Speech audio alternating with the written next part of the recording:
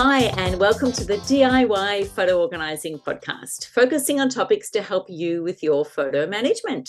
I am Fiona from Photo Helper. And I'm Chantal from Photos in Order. Hi, Fiona. Hello, hello. So today we are very thrilled to have a guest back that we had already on our podcast, who is Caroline Guntur from the Swedish Organizers. She's back. Hi, Caroline. Hello, hello. Happy to be here as always. We're happy to have you. And today we're actually gonna be talking about a book that you might have heard about before. It's called The Gentle Art of Swedish Death Cleaning. And this book was written by a Swedish lady called Margareta Magnusson. And you might have heard about it or not. We'll go into it a little bit. It's not specifically about photo management or photo organizing, but more about general decluttering and getting organized. But we'll hear about that a bit more. So why Caroline is here is not only because she is Swedish and she's an organizer, but she has actually written an article that drew our attention, and hence we've invited her back to hear more about her views on that. So I think, Fiona, if you want to take it from here and read out a little bio before we dive in. Yeah, so we thought we'll just introduce Caroline. She has been a big part of the photo organising world, very influential, and also in the organising space. So before we jump into this topic, I'll just remind our listeners or our new listeners a bit about you, Caroline. So Caroline Guntur is aka known as the Swedish Organizer, is an organising and productivity coach who helps creatives and entrepreneurs get their digital ducks in a row and become more productive. So there's more time for exploration and play. Through her online courses and coaching offerings, she empowers her clients to make better decisions as well as maximize the return on investment on their time, project management, and organizing efforts using proven techniques. And Caroline is also a Golden Circle member of NAPO, which is the National Association of Productivity and Organising Professionals, which is a very prestigious position to hold, and a certified photo organizer specialising in digital assets, digital asset management. And her work has been featured in several books as well as in publications such as Better Homes and Gardens, Reader's Digest. Caroline runs her own online business as I love this one, Basecamp Digital Nomad, currently splitting her time between the US and Sweden. So look, there's a lot that Caroline brings to our conversation today. So we really are thrilled to have you, Caroline. One of the things that we really want to talk about is this article that you've written, a blog post that you've written, which is titled Respectfully, This is the One Thing Swedish Death Cleaning Gets Completely Wrong. And so in this article, which is really interesting, you do talk about your position, which is different from the book in a fundamental way, which obviously is what you've written about in this blog post. So to start off, we thought it would be nice if you could just explain for us how you believe your qualification specifically sort of positions you in this area to provide an alternative position to the book. Yeah, absolutely. I know it's a bit of an intriguing title, and while I have the deepest respect for Margareta, she's a dear colleague of mine, and a lovely lady. I feel like we can disagree with each other on viewpoints, right? So I'll go into that in a moment. But before I do that, I want to say that this may be new to a lot of the world, Swedish death cleaning, the concept, right? It didn't sort of catch on until she wrote the book on it. But this has been a part of my life for a very long time. This is my culture. This is what I grew up with. And my parents are death cleaning, my grandparents were death cleaning, and I've seen it all around me. And when I got started, I was starting in residential organizing. So this was a big part of what I was bringing to the table as a residential organizer, you know. And when I was helping declutter places here, you know, in Sweden, I didn't do that for long. I moved to the US pretty quickly, but you know, it was a big part of what I felt was my viewpoint on how to do this, right? The whole idea of death cleaning, or döstädning as we call it, is that it's more of a lifestyle approach. It's not necessarily a trend or a fad or anything like that. It's a way of being, a way of living. And so to understand death cleaning, you have to understand Swedish culture a bit. So I'm happy to tell you more about that if that's intriguing. But please, because honestly, I really didn't know. I did have to do some research myself about this whole topic to get into it. And obviously, you know, we've got, you know, an interest around the photo side of things. But I think to understand the photo part of this, we would love to hear if you could share with us a summary of this topic, because it isn't culturally a common thing in other cultures. Yeah, exactly. It's basically, Swedish death cleaning is the idea of downsizing, but not downsizing as a project that you do over a weekend.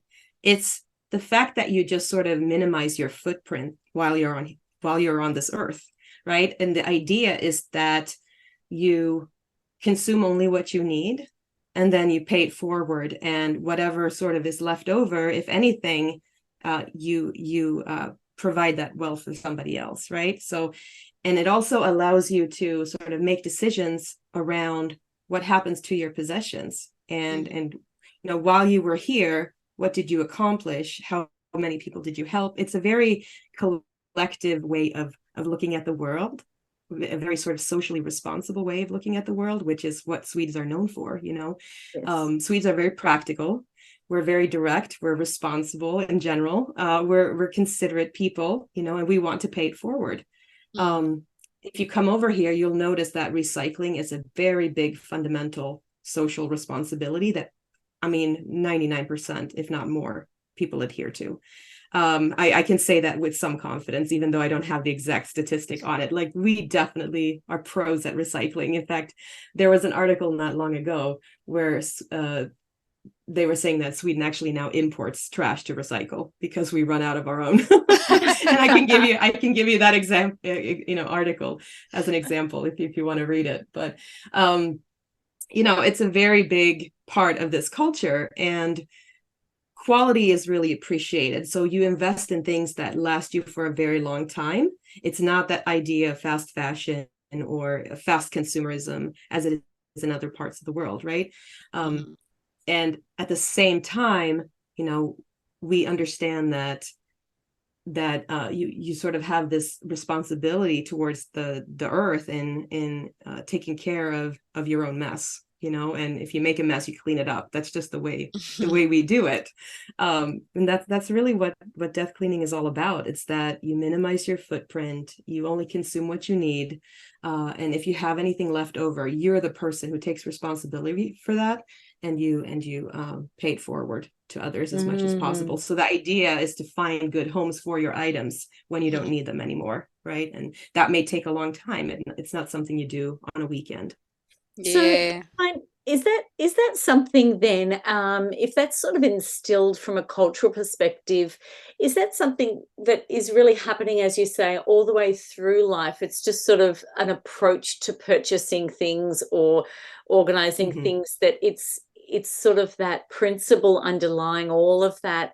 So therefore, when we're getting to an age, I mean, obviously, you know, it's called Swedish Death Cleaning. So there's, you know, a goal in mind to be organized or keep my affairs in order, but it's sort of like all the way through your life. Is that what you're saying?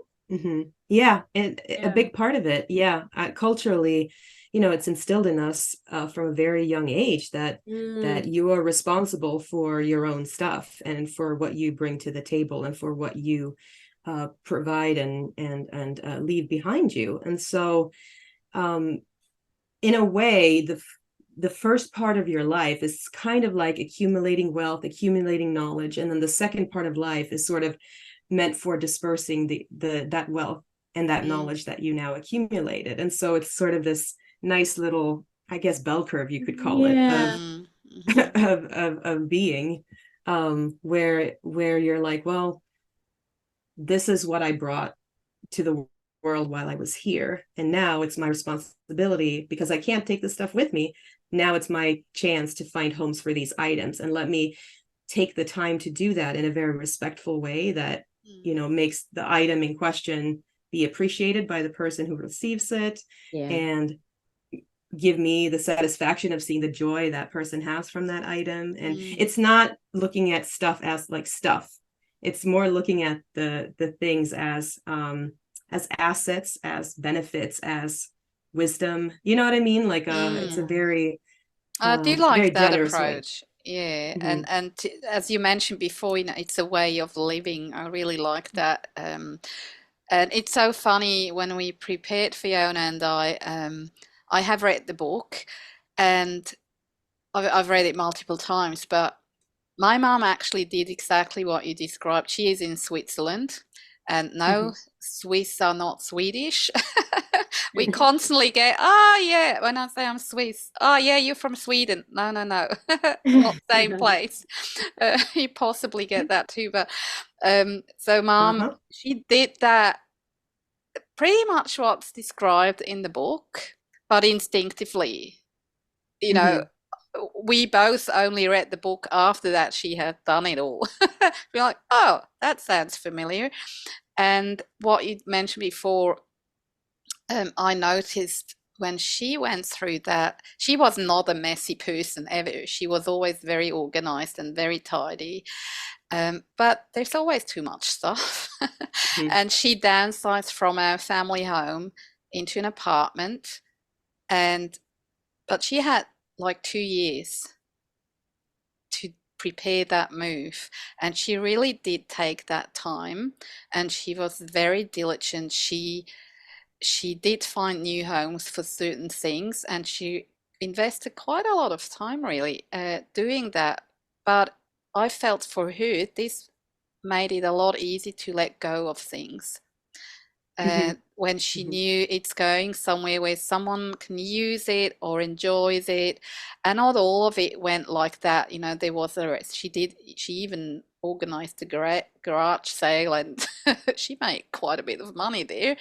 And then she was very clear that the rest that will go to charity.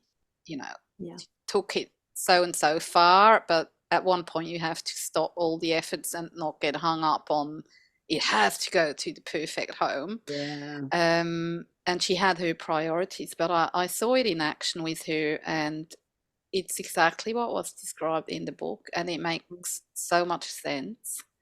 And the time factor, it does. And I think what's interesting with the article that you wrote, Caroline, and is that there's a few differences from that book, and obviously when we start to then talk about the memorabilia from a photo point of view, and you know, we love that you're passionate about this topic, and you know, that really comes through in the article. You're very respectful, as you've said in the title of your blog, but you know, you are passionate about the topic as it relates to some particular changes that you would make to what that book says. So if we can just talk a little bit about, now we've got a bit of an understanding about sort of the concept and the cultural background behind it as well. Can you talk a little bit now about what your differences are about say maybe first of all, what's different that you have a different view to what is written in the book? I thought long and hard about writing this article because, you know, I don't want to in any way step on Margareta's approach. You know, I think everybody can pick the approach that's right for them. But I also at the same time believe that we can respectfully disagree with each other. And what I disagree with is the sort of order of operations that most people approach this project with. And so what most people do is that they start with what's easiest, which is, it sounds like a great idea. And, it could be, depending on who you are. So they start with things like, small knickknacks, your closet to maybe get rid of some clothing and downsize that way, maybe some extra furniture that you have, things like that are very physical. So it becomes more of a physical decluttering project. And while that can be the right approach for some people, I just feel that it's not where your time and effort is best spent. So in my view, the memorabilia, the photos, all the memories that normally is the most heavily sort of taxing on you, most people do that last here in Sweden, actually, because it is perceived as such a big, heavy project to take on compared to some of the other things, right? And so I actually think that we need to reverse that, because if there's one thing you do want to leave behind, it's the photos and the stories and the memorabilia. And if that's the heaviest piece of it, then let's do that first while we have the energy to do it. Because you can't really outsource the stories as well as you can outsource somebody to move a couch. Your memory fades with time. Let's do it now while you remember what these stories were and while you have the energy to do it. So I just respectfully disagree with the order of operations. And I feel like if there's one thing you do want to leave behind and that you do want your input on, let's do that first. And that's the photos. Yeah, absolutely. And I think we all agree that that is a difficult part. And I think the principle behind this, and similar to Marie Kondo sort of process as well, is the photos are at the end of that process. And I think it is sort of with this idea that we will have honed our skills of decluttering, making decisions, streamlining our procrastination process so that we can move through difficult things. And I get that theory as well. Like, I do understand that that is a skill. It is a skill to learn. But when we're talking about, this comment that you just made, that we really, it's something we can't outsource. We really can't. And so I think, again, learning those skills as to what to do with our photos and how is really where that difficult step comes in, that we can help people move through that. That they just need to be able to tell. Yeah, there's actually a Swedish proverb that I spoke about when I presented at the NAPO conference with my colleague Kelly. We had a quote at the end of our presentation, and it said, you don't have to know in order to start, but you do have to start in order to know.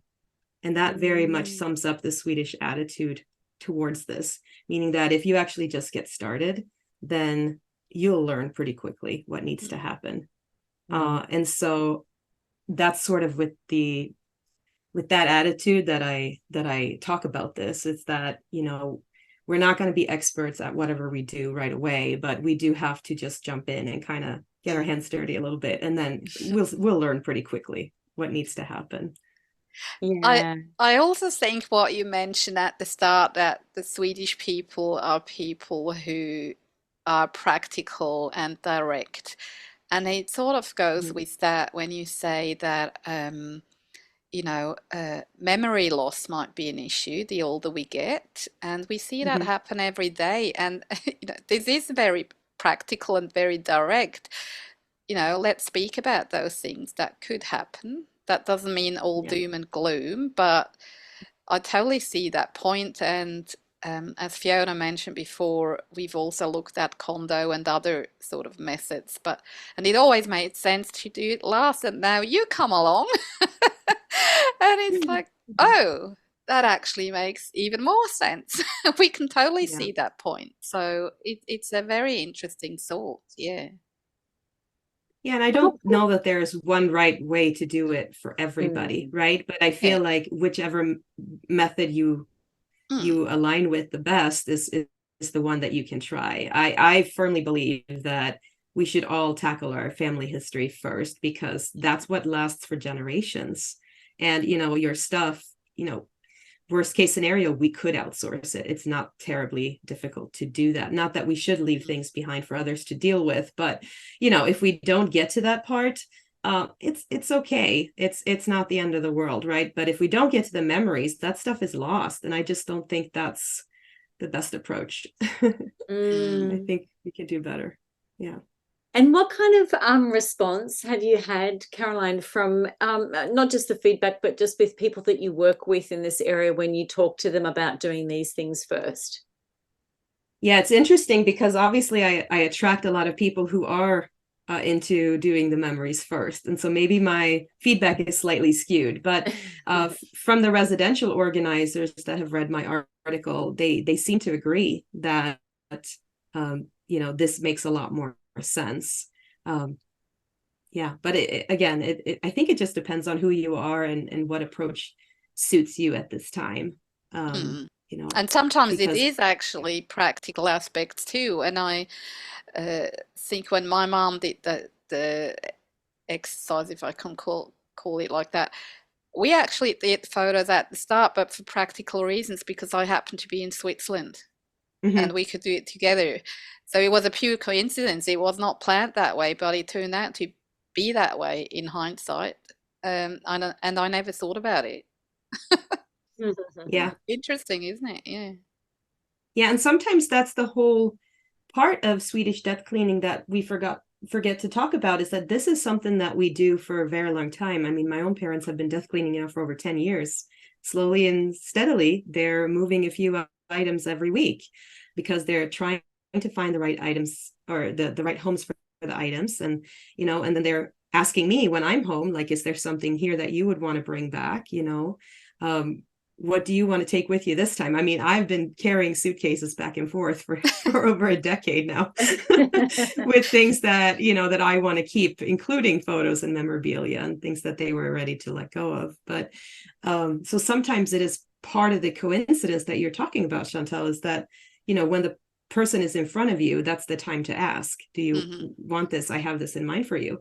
And sometimes that means, reversing the order a little bit of what you're focusing on. But the idea is, in general, is that we take our time and we make sure that we find the right place for the item or whatever it happens to be. And that part of the joy of doing this is that you actually see the impact that it has on the next person.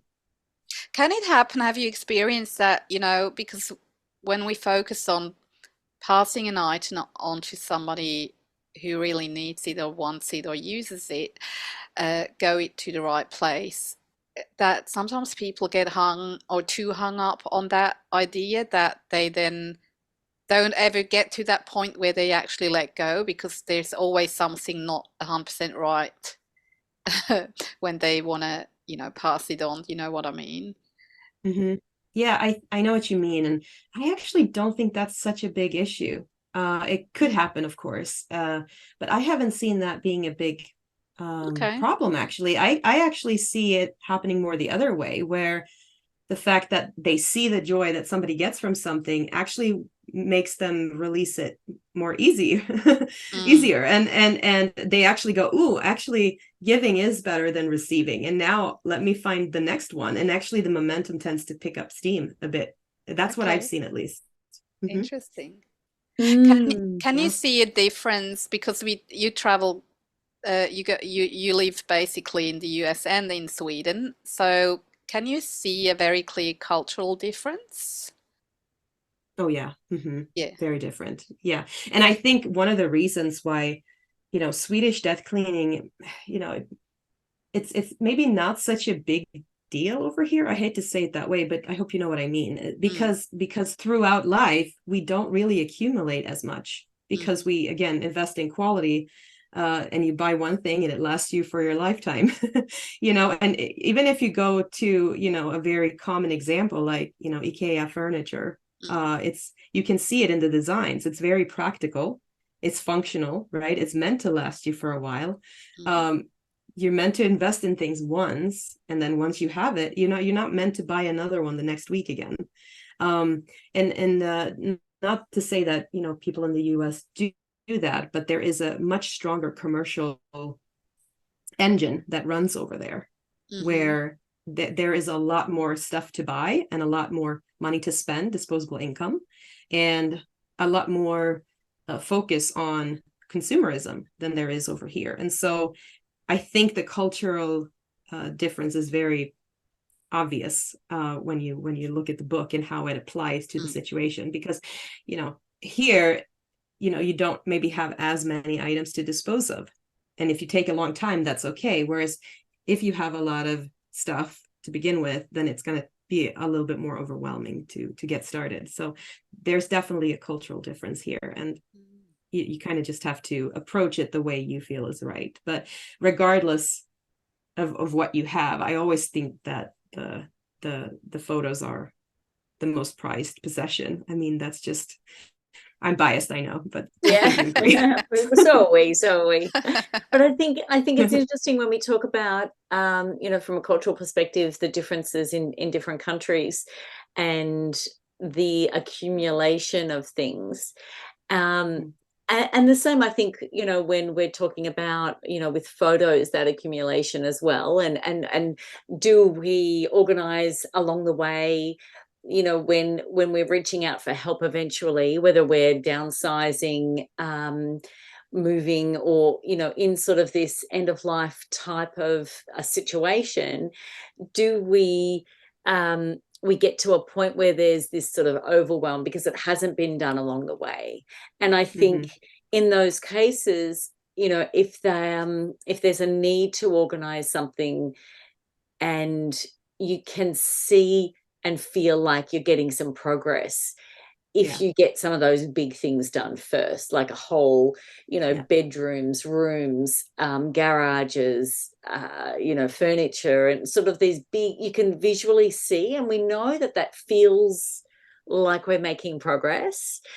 And it is hard with photos because we can spend hours and weeks and months really sometimes, and we just don't feel like we're making a lot of progress. Because it's that sort of feeling of overwhelm that I just need to sort of see what this end result is going to be like. So what are your sort of tips? I know you have fabulous courses to help people actually do this themselves and you walk through, but if you could just sort of give us some guidelines, because obviously we thankfully we have a beautiful audience range of people in different countries that hear the podcast, so there's a lot of different cultural backgrounds that people are from, so they may not be in that more, I guess, privileged position of having that cultural understanding underpinning their decisions and for most of their life.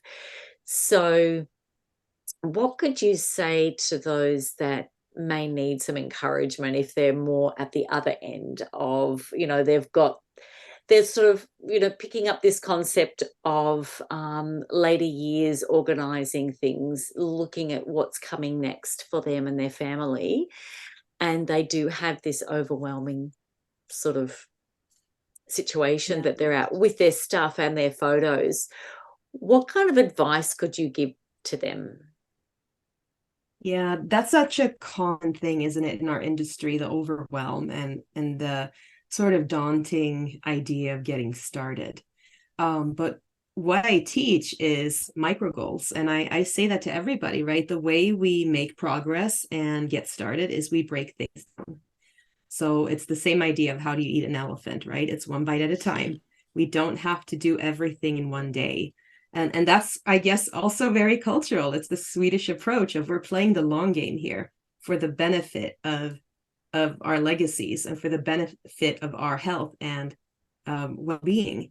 And so to do these sort of spurts and sprints and get instant results, yes, it's very gratifying and you can see the progress. And you can do that with select items or select pieces in your house if you really want to feel that. But with your photos, I always feel like it's a long game.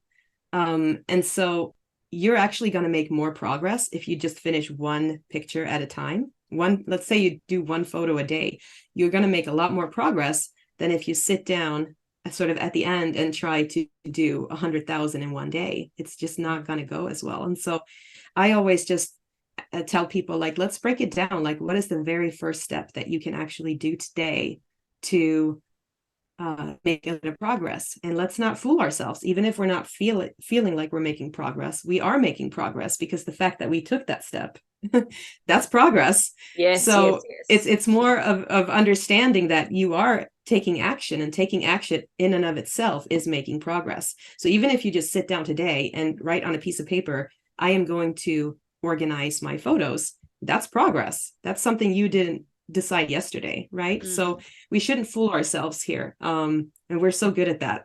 So we just have to remember that any action is better than no action. Yeah, that's right. Yeah, it's so true. And I think that's encouraging. And that's really what we have said over and over again. And Chantel and I were recording a previous episode, and there is no right way to do this. Like, so many people have so many different ways of doing everything, the way they lay out their kitchen, the way their furniture is organized in their lounge room. I mean, there is just no right or wrong with all these things. And I think it's the same with the photos. And I think it's encouraging just to sort of know that everyone's little micro goal can be different, and there is no right or wrong, but just moving forward and having one and writing it down, or getting the help and doing those type of steps is all moving in the right direction. Yeah, and I can even hear my Swedish when I say it. It's it's that practicality again of, at the very end, when all is said and done, did it get done? Yes or no? Yeah. How it got done is less important, right? Yes. The fact that it got done is the idea. So however you need to approach it, if that's working for you, it's going to get done. And so I feel like there's room to play here with the approach, and doing whatever works for you. But we definitely want to make movements in the right direction to make sure that it gets done. Yeah, absolutely. So how can people find you and maybe reach out for some support from you if they are interested in doing that? Yeah, anybody is always welcome to contact me. I love chatting with different people from different places, and to hear about their approaches. It brings me so much joy. So people are welcome to email me. The easiest way to find me is my website, which is the swedishorganizer.com. But I do have, for your audience, obviously this will be more interesting, I have a photo blog at organizingphotos.net. And so that's where I give tips and tricks on, photo organizing as a general practice. We do deep dives into more advanced topics sometimes, and we have some free trainings that people can take, including a free mini course called the Organizing Formula, to sort of get the engines running. And then, of course, we have DPO Pro, our main masterclass, where people are welcome to enroll if they need more help with their photos. Yeah. So lots of resources available. Absolutely fabulous. Yeah, it is. I love all your resources, and they're so thorough. I think that's the beautiful thing about your work, Caroline. You've got such a genuine passion, I think, for people and helping them to move through and get to that end result. And you've also got a really lovely way you lay it out. And I think it is, like you say, it's a cultural thing. It's just being very systematic, and I think that's great. It really works for people. So your courses are really thorough and fabulous. So if those that are listening, we'll have all the links in the show notes, and we've even got the links on our courses page as well, if or just rewind on your podcast and you can get all the details, or jump on the show notes. So, but thank you so much, Caroline. Is there anything else that you'd like to add before we do a bit of a wrap up for today? I think I just want to throw some inspiration out there and just say to everybody to be curious about your photo legacy and what impact it can have on the world. I mean, I have been the beneficiary of some amazing ancestors that left some stuff behind for me to find, and I don't think I would be who I am today without that. It made a huge difference in my life, and that was even a few generations ago. Letters, books, memorabilia, that type of stuff. And yeah, so I just think that sometimes we don't realize the impact that it can have on others, and we might think to ourselves like, well, who's going to want this? Like, I don't know anybody right now who's going to be interested in my photos or my stories, but there's always somebody that's going to enjoy them, and you just might not know that person yet. So don't sell that short. It's got real impact in the world, and we need your stories. So make sure they're available for them. Oh, I love that. That's a perfect way. It is. That is gorgeous. So thank you so much for coming on. It was really lovely to chat, and just to remind our listeners again that just jump over to the website and you can ask any questions there. We've got the wish list for future episodes, or jump on the newsletter and sign up if you want to continue to just be updated on new releases and bits of information. But thank you again, Caroline. It has been a pleasure and a real joy to find out about this. I have a real interest in all of the different cultural aspects to people's lives, and this has been a really insightful, I think, way of looking at things too. So thank you for sharing. Thanks, Caroline. Yeah, thanks. So I am Fiona from Photo Helper. And I'm Chantal from Photos in Order. As always, thanks for tuning in, and we shall be back in a month. Talk soon. Yes. Bye. All right. Thanks, Caroline. Bye.